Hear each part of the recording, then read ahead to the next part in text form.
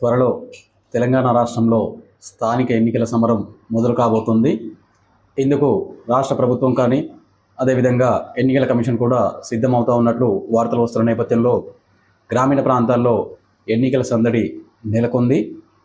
మరి ఈ సందర్భంలో అన్ని రకాల ఏర్పాట్లను కూడా ప్రభుత్వం మరియు ఎలక్షన్ కమిషన్ కూడా సిద్ధం చేస్తుంది. మరి ఎంతోమంది ఈ యొక్క సర్పంచ్ ఎన్నికల్లో పోటీ చేసి గెలుపొందాలనే తపన ప్రతి ఒక్కరిలో కనిపిస్తుంది. మరి మనం చూసినట్లయితే సర్పంచ్ ఎన్నికల్లో పోటీ చేయడానికి గతంలో కేవలం 2 పిల్లలు ఉండే అవకాశం ఉండేది. ఈసారి ఆ నిబంధన ఎత్తేసే అవకాశం ఉన్నట్టు కూడా ఎన్నికల కమిషన్ కావచ్చు, రాష్ట్ర ప్రభుత్వం కూడా ఆ యొక్క ఆలోచన చేస్తూ ఉంది. ఖచ్చితంగా 3 పిల్లలు ఉన్న వాళ్ళకు కూడా ఈసారి అవకాశం వచ్చే విధంగా ఉంది. మరి ఎవరు పోటీ చేయాలనుకుంటే ఆ గ్రామంలో ఓటర్లు మరి 21 సంవత్సరాలు నిండి ఉన్నటువంటి ఓటర్లు ఎవరైనా మరి ఆయా రిజర్వేషన్లను బట్టి పోటీ చేసే అవకాశం అయితే ఉంటుంది. మరి మనం ఈ యొక్క ఎన్నికల్లో సరళిని పరిశీలించినట్లయితే మరి మామూలుగా అయితే ఎవరు పోటీ చేస్తారు? ఈ యొక్క సర్పంచ్గా పోటీ చేయాలంటే గతంలో పోటీ చేసి గెలుపొందిన అభ్యర్థులు పోటీ చేస్తారు. అదేవిధంగా గతంలో పోటీ చేసి ఓడిపోయిన అభ్యర్థులు రంగంలో దిగే అవకాశం ఉంటుంది. మరి అదేవిధంగా కొత్తగా యువకులు కూడా ఈ యొక్క సర్పంచ్ ఎన్నికలు పోటీ చేసి గెలవాలనే తపన అయితే ప్రతి ఒక్కరికి ఉంటుంది. మరి ఈ 3 రకాల వ్యక్తులు పోటీ చేసే అవకాశం అనేది మనం ఉంటుంది. మరి ఈ 3 రకాల వ్యక్తుల్లో ఎవరికి గెలిచే అవకాశం ఉంది, ప్రజలు ఎవరిని ఆదరిస్తారు అనేది కూడా మనం ఒక్కొక్కటిగా విశ్లేషణ చేసి చూద్దాం. ముందుగా గతంలో పోటీ చేసి గెలుపొంది సర్పంచ్గా పనిచేసినటువంటి వ్యక్తి మళ్ళీ ఒకసారి కూడా పోటీ చేసే అవకాశం అతనికి వస్తే ఖచ్చితంగా పోటీ చేస్తాడు. మరి గతంలో పోటీ చేసిన అభ్యర్థికి, గతంలో పోటీ చేసి గెలుపొందిన అభ్యర్థికి ప్రజలు మరొకసారి అవకాశం ఇస్తారా అనేది కూడా మనం విశ్లేషణ చేయాలి.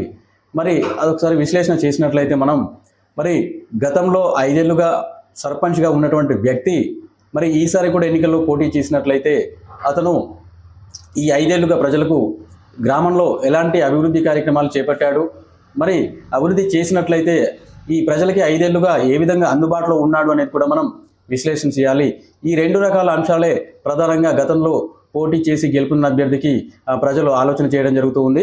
ఖచ్చితంగా ఈ 5 ఏళ్ళు ప్రభుత్వం నుంచి వచ్చినటువంటి నిధుల్ని రాబట్టడం కానీ, ప్రభుత్వ పథకాలు ప్రజలకు చేరవేయడం కానీ చేసినట్లయితే ఖచ్చితంగా అతను గెలిచే అవకాశం ఉంటుంది.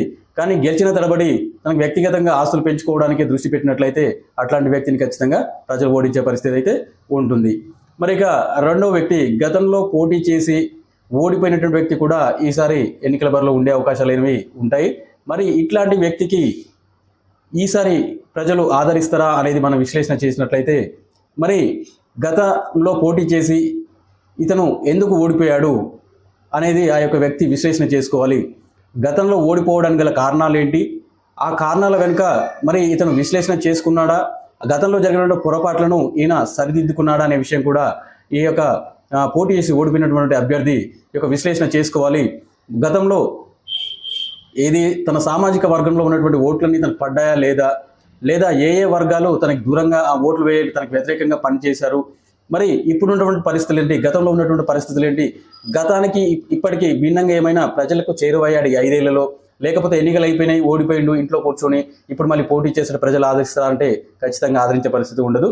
గతంలో ఓడిపోయినప్పటికీ కూడా ఈ 5 ఏళ్ళు ప్రజల్లో ఉండి ప్రజలకు అందుబాటులో ఉండి ప్రజలకు ఆపద వచ్చినప్పుడు అతనికి ఖచ్చితంగా ఆ ఆపదలో ఆదుకున్నట్లయితే, అదేవిధంగా గత 5 ఏళ్లుగా తను ఓడిపోయినప్పటికీ మరి అక్కడ ఉన్నటువంటి పరిస్థితుల్ని చూసి మరి అందుకు అనుగుణంగా ఆ ప్రజలకు చేరువగా ఉన్నట్లయితే మరి అతను గెలిచే అవకాశం ఉంటుంది. మరి అదేవిధంగా ఎన్నికల్లో కేవలం డబ్బు ప్రాతిపాదికనే ప్రజలు ఓట్లు వేస్తారనేది స్థానిక ఎన్నికల్లో మనం ఖచ్చితంగా చెప్పలేం. ఎందుకంటే డబ్బు అనేది ఒక కారణంగా చెప్పవచ్చు, ఖచ్చితంగా డబ్బు అనేది ఉండాలి, అదో కారణమైనట్లయితే. అదేవిధంగా స్థానిక ఎన్నికల్లో ప్రధానంగా ఉన్నటువంటి విషయం ఏంటి అంటే ఆ యొక్క అభ్యర్థి గుణగణాలని స్థానిక ప్రజలు చూసేటటువంటి అవకాశం అనేది ఉంటుంది.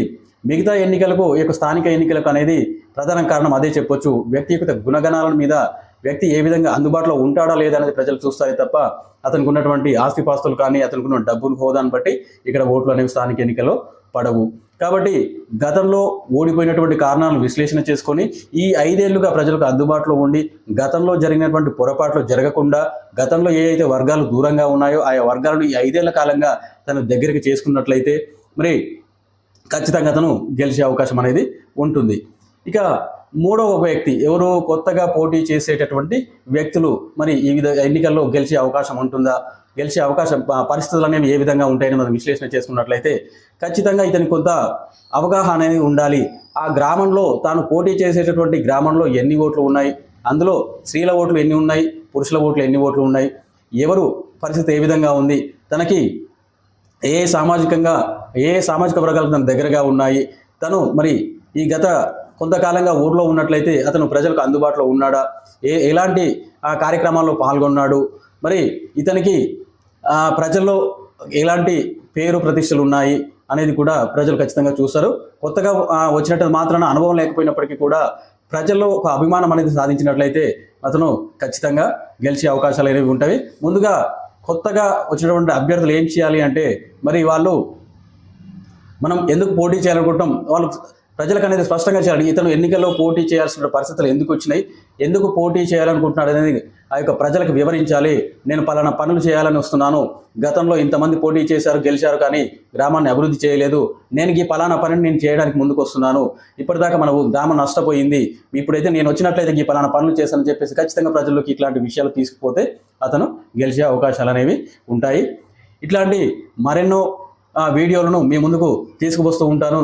ఎన్నో విషయాలు మీకు తెలియజేసే పరిస్థితులు నేను కల్పించుకొని మీకు వీడియోలు చేస్తూ ఉంటాను. ఖచ్చితంగా ఈ యొక్క స్మాల్ టీవీ తెలుగు మీడియా ఛానల్ని సబ్స్క్రైబ్ చేయండి, షేర్ చేయండి. ధన్యవాదాలు.